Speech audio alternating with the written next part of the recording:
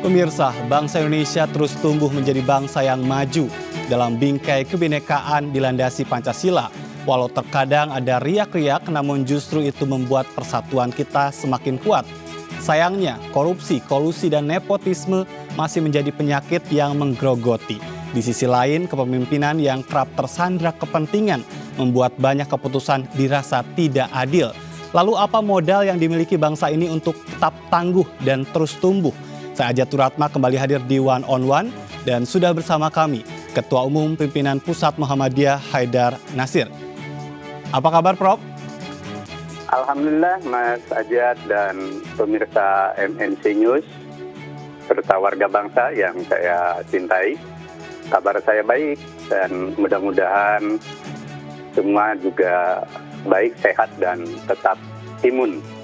Baik, terima kasih berkenan untuk berbincang banyak di One on One. Pertanyaan yang kemudian saya ingin lontarkan adalah bagaimana kabar bangsa ini dari sudut pandang Anda? Baik, sebuah bangsa dimanapun itu selalu ada dua wajah yang tampil gitu ya. Ada wajah yang maju, positif dan menggembirakan, tetapi juga ada sisi wajah yang ada masalah di situ, ada tantangan juga, ada mungkin juga semacam titik-titik noda yang perlu dibersihkan gitu ya. Nah, dalam konteks Indonesia, kemajuan yang dicapai ya alhamdulillah kita masih utuh ya sebagai bangsa sejak kita merdeka 76 tahun lalu ya. Kemudian juga dalam pengembangan infrastruktur kemajuan itu juga tercapai yang menggembirakan dari periode ke periode. Lalu anak-anak bangsa kita juga ada banyak yang meraih prestasi ya di bidang pendidikan dan lain sebagainya. Juga kita masih punya kekayaan alam yang menurut Multatuli Bab Jamrut Dihatul Istiwa itu ya. Tetapi memang normal dan perlu menjadi kewaspadaan bahwa bangsa kita juga mengalami masalah-masalah yang di satu pihak ada masalah yang fundamental, di pihak lagi ada masalah-masalah yang aktual gitu ya. Baik. Gitu. Jadi yang perlu kita cermati mana yang fundamental, mana yang juga aktual. Di tengah kita menghadapi masalah pandemi COVID-19, menurut Anda, ini masalah apa yang krusial sekali yang terjadi, ya, yang mewarnai kita hari-hari ini? Terkait dengan pandemi COVID-19 itu, masalah yang kita hadapi itu pertama, sebenarnya konsistensi kebijakan ya, yang memerlukan kepastian dan planning yang jangka panjang sebenarnya, sehingga kebijakan-kebijakan entah itu PPKM dan lain-lain sampai ke daerah itu istilahnya itu tidak terputus-putus. Itu masalah yang pertama, sehingga yang diperlukan adalah konsistensi dan planning yang tersistem dan terstruktur. Dan yang kedua, mentalitas masyarakat sendiri, Mas, yang perlu kita terus perbaiki, karena setiap ada kelonggaran itu kita lalu menjadi kurang disiplin. Padahal pandemi ini kan belum berakhir dan bahkan ada mutasi varian baru, sehingga kita perlu sesama.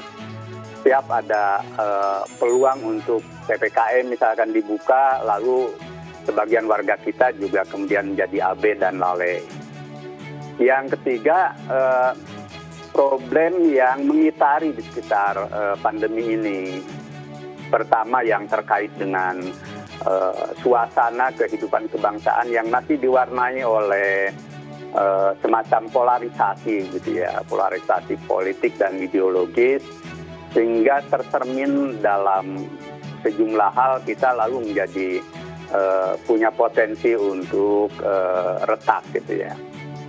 Lebih-lebih dengan media sosial yang begitu bebas gitu ya, sehingga sebagian warga kita yang kurang bertanggung jawab, entah itu buzzer atau yang lain dalam mengekspresikan aspirasi, pendapat dan opini itu lalu menjadi berpotensi pada menambah retak kita sebagai bangsa, gitu ya. Nah, masalah-masalah ini jika tidak di-manage secara baik itu nanti akan menambah berat beban bangsa kita. Di satu pihak harus menghadapi COVID-19 yang kita tidak tahu persis kapan berakhir dengan segala dampaknya, gitu ya.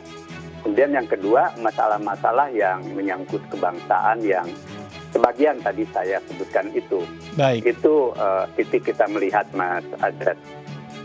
Ada yang mengatakan, Prof, jika COVID-19 ini tidak hanya sekedar menyerang rakyat secara individu, menyerang kesehatan, tetapi juga menimbulkan yang namanya pandemi kepemimpinan. Menurut Anda seperti apa? Bisa itu sebagai sebuah peringatan, gitu ya. Karena apa? Karena pandemi ini kan menguji kita sebagai bangsa, ya.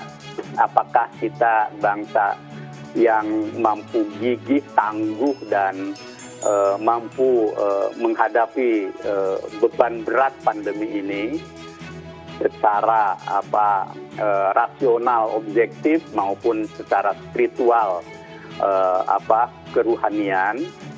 Nah, yang kedua, how to manage the state, gitu ya. Jadi ujian bagaimana kita mengelola negara itu lewat kebijakan-kebijakan mengatasi COVID ini.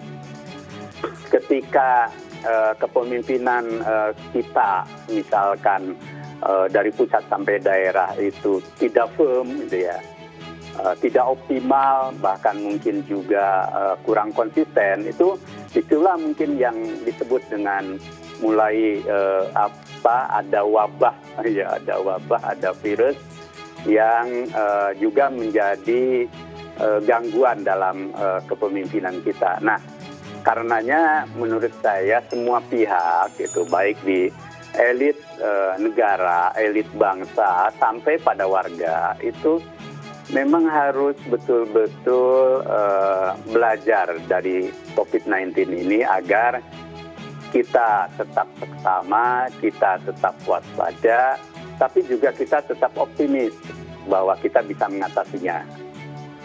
Jadi peluang problem kepemimpinan selalu ada. Baik, tapi tadi Anda juga mengatakan bahwa urusan politik juga menjadi salah satu masalah di negeri ini hari-hari itu. Dan berkaitan dengan kepemimpinan, apakah itu juga muncul, ya? Kalau bicara kepemimpinan kan tidak hanya pusat tapi juga daerah, apakah muncul di tengah pandemi ini atau justru yang terlihat masih tetap kepentingan pribadi dan kelompok?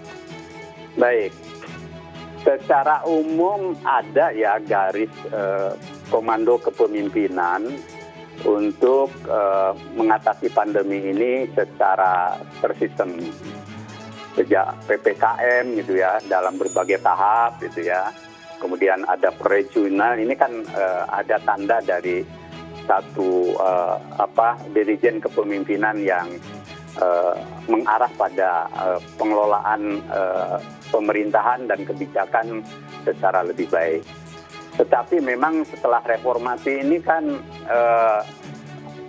sketsa kepemimpinan kita ini berubah, atau landscape kepemimpinan kita itu berubah menjadi sangat desentralisasi, bahkan dengan otonomi daerah itu kan sesungguhnya kita hampir-hampir mendekati pada federasi, gitu ya.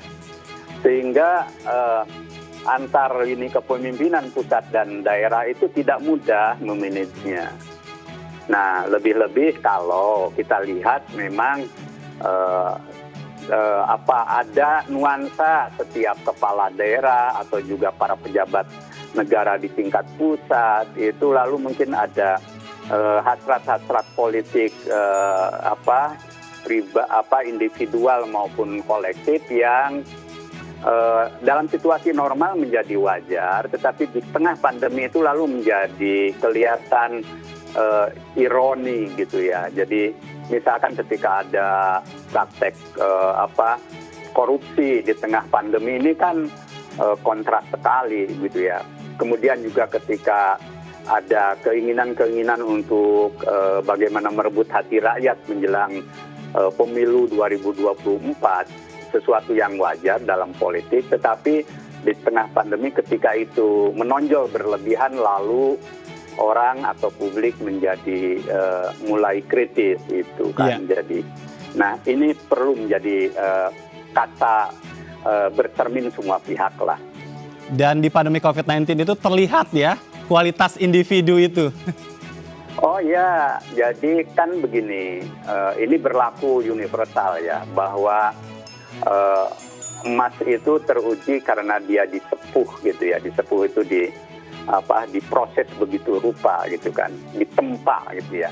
Besi juga menjadi berubah menjadi sesuatu karena ditempa.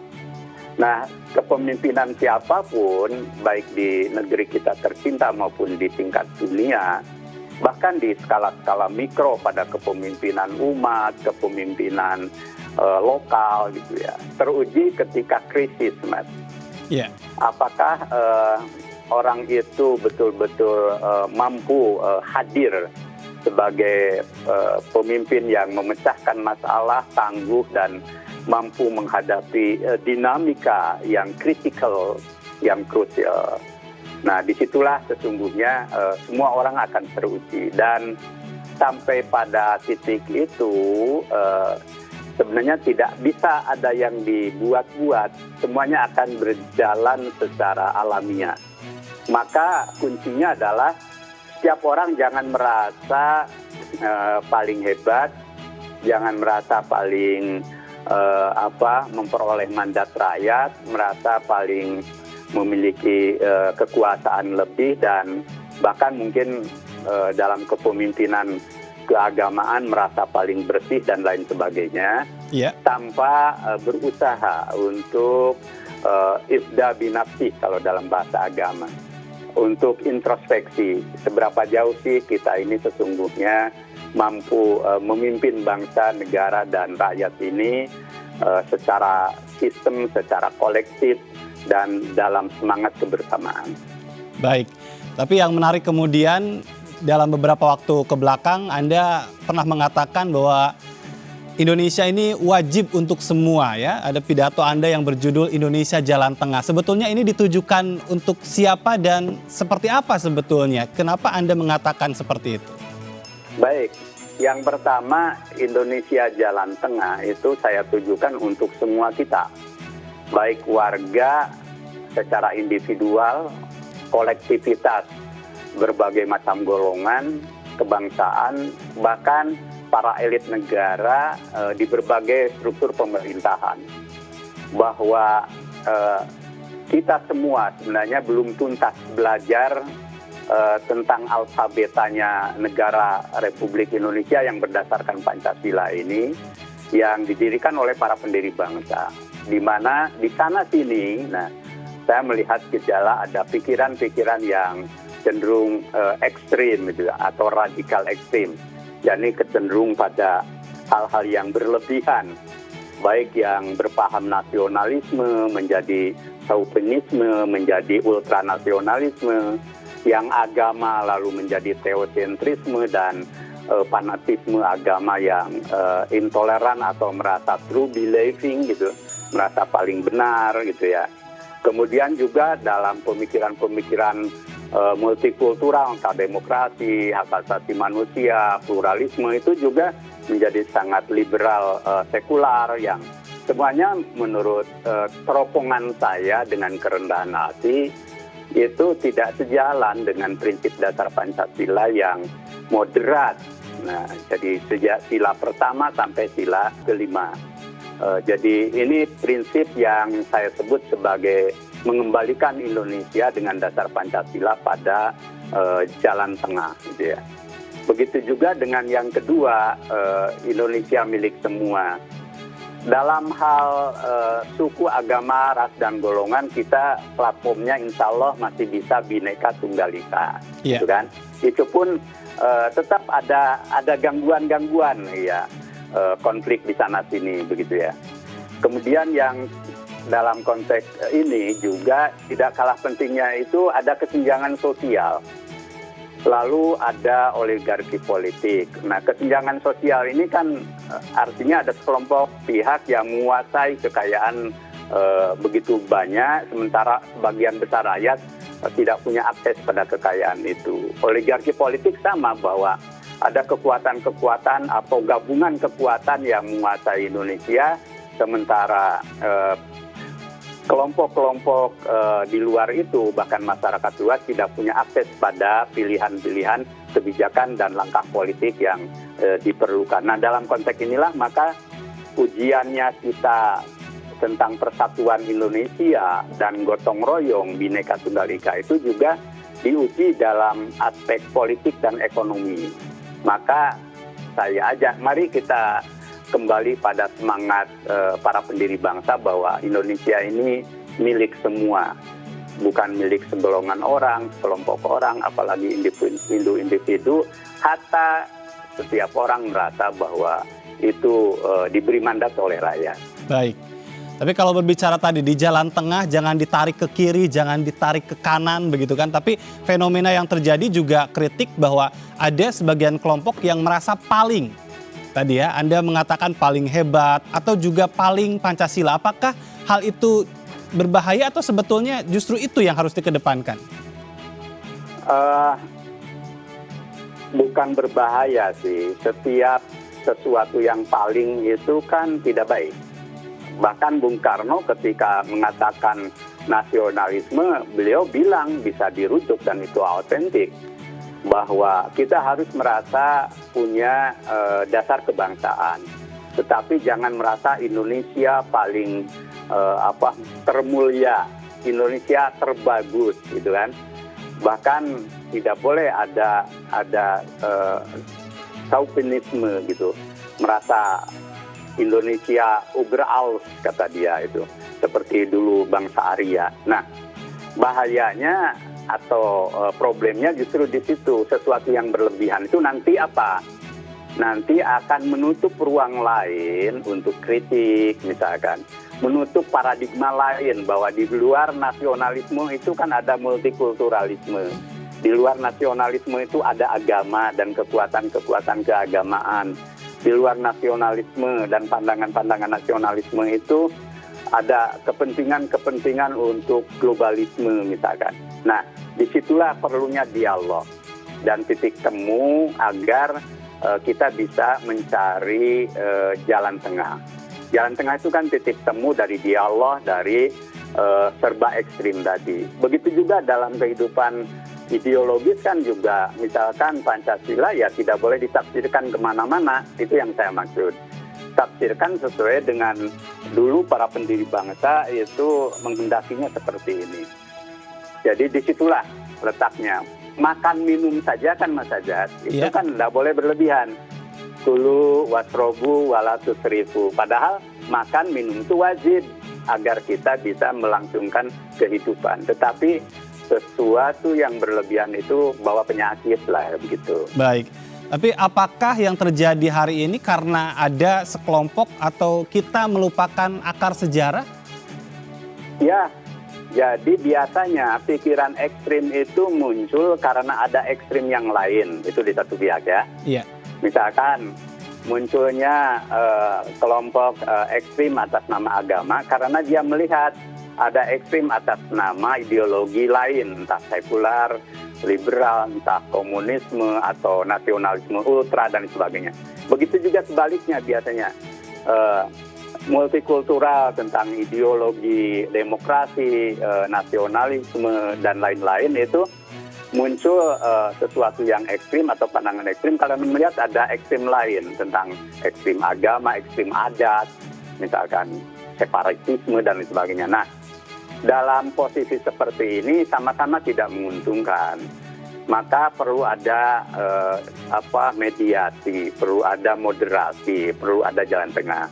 Nah, patokan kita berbangsa bernegara itu kan ya tidak ada jalan lain selain Pancasila, UUD 45 dan spirit yang dibangun oleh para pendiri bangsa. Dan ketika kita berbeda tafsir tentang Pancasila dan UUD 45, disitulah pentingnya berdialog. Baik, tapi kalau berbicara tentang berkembangnya paham-paham radikal, paham-paham ekstrim tadi ya, ini kan juga sudah menjadi satu problem yang dihadapi oleh masyarakat. Lalu apa sih modal kita untuk bisa melawan itu? Tapi nanti kita tahan dulu, kita break terlebih dahulu, Prof. Dan Baik, pemirsa, Mas Ajat, ya. jangan Terima kemana-mana, kasih. One on One akan segera kembali sesaat lagi.